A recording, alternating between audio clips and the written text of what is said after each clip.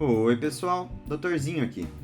Hoje vamos falar sobre aquele assunto que te dá um fogo no peito, aquilo que te dá uma sensação esquisita na barriga, te deixa sem fome e pode até te causar dor. Gastrite! Vocês pediram e aqui está o vídeo sobre gastrite e refluxo. São doenças que têm algumas coisas em comum, mas são diferentes, então vamos separar os assuntos em alguns vídeos. Bom, vamos começar falando sobre a gastrite. Já que explicando essa aqui, a gente já explica um pouco do refluxo também. A gente costuma chamar de gastrite basicamente toda a dor e queimação que sentimos aqui na região do estômago, mas não necessariamente isso é gastrite. Vamos então chamar isso de dispepsia, que é o termo que usamos para esse sintoma. E não tem nada a ver com refri. Essa dispepsia pode ter uma causa orgânica ou funcional. Vamos traduzir. A causa orgânica seria como se tivesse um bichinho chato ali botando fogo no seu estômago. É outra coisa além do seu estômago que está te atrapalhando. Outro tipo de causa pode ser funcional. O problema não é um bichinho ou algo do tipo. É o estômago e todo o sistema envolvido que está com a função errada. Como um motor desregulado, fazendo o carro engasgar. Então você chega no médico e fala que está com sintomas de dispepsia. Basicamente, um desses três. Plenitude pós-prandial. Um nome bonito pra tô empachado depois do almoço, bicho. Saciedade precoce. Não aguento comer o que costumava comer antes. E sensação de queimação. Esse é autoexplicativo. Parabéns! Você é um infeliz portador de uma síndrome dispéptica. Alguma doença que causa sintomas de dispepsia. Precisamos agora saber o que você tem. Vamos pedir exame? Nada disso. Vamos deixar isso para um próximo vídeo. Até mais, pessoal! Olá, pessoal. Tudo bem? Vamos voltar a falar sobre gastrite? Nós vamos conversar sobre os exames, né? Como falei antes, existe a causa orgânica e a funcional.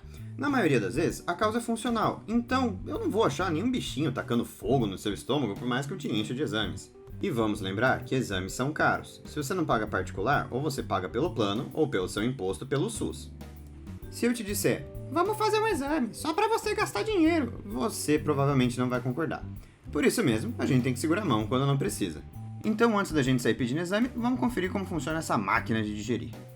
Quando comemos, trituramos e molhamos a comida na boca, que desce pelo esôfago quando engolimos. Parece besteira, mas o esôfago é super importante nessa regulação, pois a função dele é fazer a comida só descer para o estômago, não deixar nada voltar.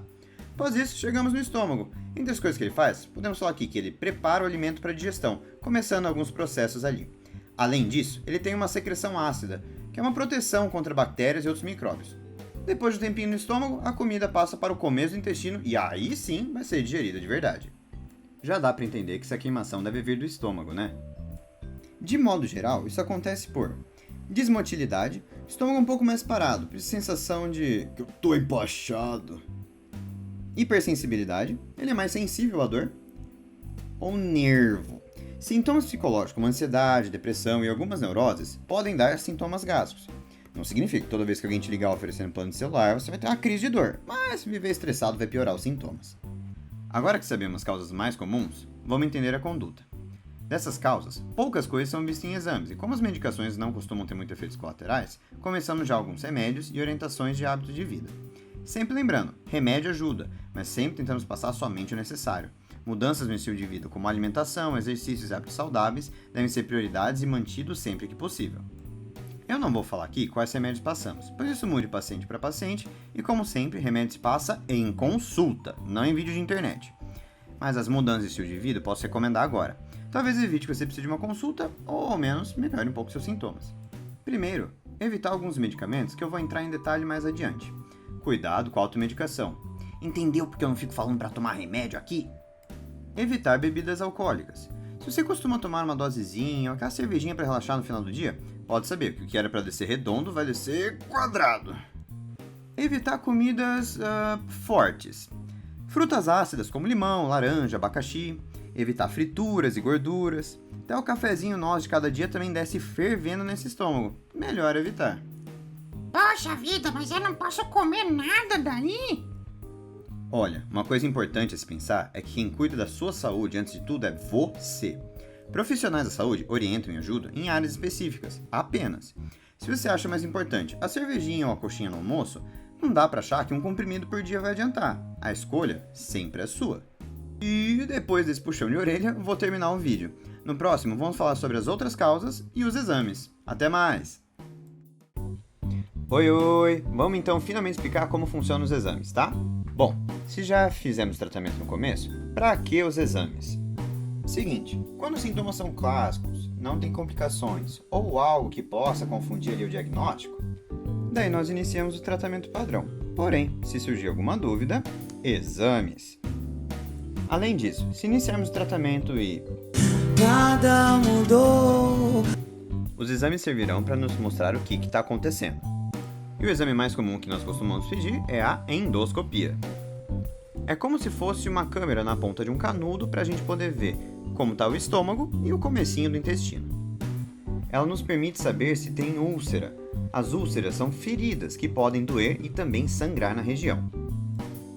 Alguns outros exames podem ser pedidos, como ultrassom, exames de sangue, principalmente se você não tem sintomas tão claros e pode estar pensando em algum outro problema, como vesícula ou alguma outra coisa que não gastrite, já que não costumam ter alteração em exames de sangue para gastrite. E aquela bactéria da pylora? Sim, existe uma bactéria que existe em basicamente todo mundo no nosso estômago. Ela se chama Helicobacter pylori. Ela não invade o nosso corpo e sai furando a gente. Porém, como ela tem algumas estratégias para conseguir viver no meio ácido do nosso estômago, ela acaba atrapalhando o tratamento de gastrite e úlcera, piorando a situação. Por isso, quando o paciente tem sintoma e o exame aponta o bichinho, antibiótico nele! Mas se por acaso fizer o exame, tiver o bichinho, mas não tiver sintoma, um antibiótico pode dar mais sintoma que o próprio bichinho. Alguns médicos preferem pedir exame de controle após o tratamento. Outros acham melhor considerar se o paciente melhorou, acabou aí. Apesar de estudos indicarem ou não exames, depende da realidade onde você consulta. Se é um hospital de ponta e você tem condições de realizar exame, ou se é um lugar afastado e o exame só tem a cada ano de eleição. Bom, eu prometi falar sobre refluxo também, né? Eu vou aproveitar o gancho para um próximo vídeo e depois vocês veem tudo. Aguenta firme, que aos poucos a gente tira esse fogo da tua barriga. Até mais! Alô, eu de novo! Vamos finalmente terminar com essa queimação na barriga? Vamos falar agora de quando a queimação sobe e pega a garganta. Refluxo. Ela tem algumas coisas em comum com a gastrite, principalmente na relação com a acidez estomacal. Mas antes de tudo, é um problema que está no esôfago, aquele cano que serve para a comida descer para o estômago. Durante o dia, a gente pode dar pirueta, ficar de ponta cabeça, levar um socão na barriga e nem por isso a comida volta para a boca, graças ao esfíncter esofagiano inferior. Imagina um cinto no final do esôfago que evita com que as coisas voltem para ele. Se, por algum motivo, ele não funciona direito, tanto a comida quanto o suco gástrico ácido voltam para o esôfago, que não é feito para receber essa secreção ácida e acaba se machucando. Os sintomas podem variar desde aquele azedo no fundo da garganta, sensação de acidez, mau hálito, uma azia e queimação um pouco mais acima do normal, eructação, um nome bonito para arroto, dificuldade de engolir e até alguns sintomas um pouco mais diferentes, como rouquidão, tosse que não para, pneumonias de repetição, entre outros. A causa normalmente envolve uma fraqueza ou dificuldade de fechamento daquele tal de esfíncter esofágico. Nisso, também pode ser que tenha uma hérnia de hiato. Tá, para explicar, vamos entender o que é uma hérnia. Hérnia é basicamente algo que saiu do lugar. Hérnia abdominal, hérnia de disco, hérnia de hiato, tudo isso são órgãos e estruturas que normalmente ficam guardadinhos em um lugar do corpo e por alguma falha ou condição escapam e param em outro lugar, muitas vezes ocasionando sintomas. Hiato, em anatomia, significa espaço, abertura. Hiato esofágico é isso, um espaço onde o esôfago fica para cima do hiato e o estômago para baixo. Na hérnia de hiato, por algum motivo, o estômago subiu e isso atrapalha o funcionamento dos dois. Mas se lembre, nem sempre que tem refluxo significa que tem hérnia. Os exames que podemos pedir são semelhantes ao da gastrite, sendo um excelente exame a tal da pH-metria e manometria esofágica. Mas muitas vezes a endoscopia, aquela lá que eu já falei antes, é usada para se avaliar se é refluxo mesmo, qual o motivo e qual o grau da lesão.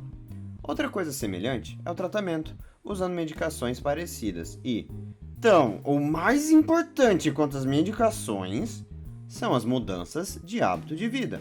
Alimentação, exercícios, parar de fumar, beber, etc. Além disso, se existe hérnia, se o tamanho for considerável e o tratamento clínico ali com remédio não funcionar muito bem, daí pode-se considerar cirurgia. Se lembra, ela não é milagrosa, pode ter alguns sintomas no pós-operatório, mas costuma resolver bem em pacientes muito sintomáticos e com indicação clara. Como sempre, a indicação é vista em consultas, e eu aqui não passo remédio e nem agendo sala cirúrgica para ninguém. Aerro! Terminamos aqui o tal do fogo na barriga. Além desses videozinhos curtos, vou deixar disponível uma versão maior aqui e no canal do YouTube para quem quiser dar uma olhadinha sem interrupções. Também vou colocar uns quadrinhos para resumir tudo, afinal de contas nem sempre dá para enfiar o celular na orelha para escutar tudo e ter um quadrinho resumido para fixar sempre é bom. Só vai levar um tempo que eu tenho meus próprios resumos que são uma bagunça e só eu entendo, mas que um dia sai. Obrigado por aguentar essa saga e, se tiverem sugestão para os próximos temas ou mudança nos vídeos, deixa uma mensagem. Com certeza eu vou ver porque eu não aguento ver aquele maldito pontinho vermelho de notificação no celular. Então, agora que acabamos sobre o assunto, um abração e até mais!